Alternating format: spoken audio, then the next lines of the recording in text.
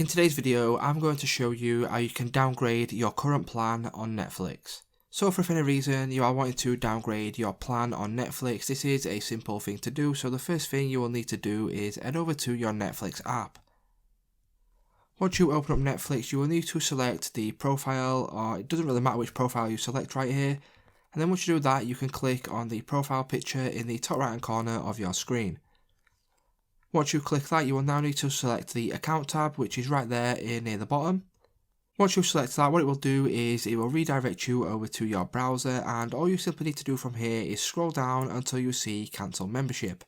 Or you can also click on the change plan option right here.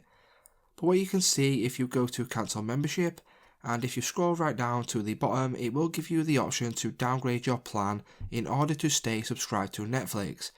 So if you want to do this, all you simply need to do is click on the Downgrade My Plan option right here. And then as you can see, your plan will change to basic on the 18th of the 1st, 2022.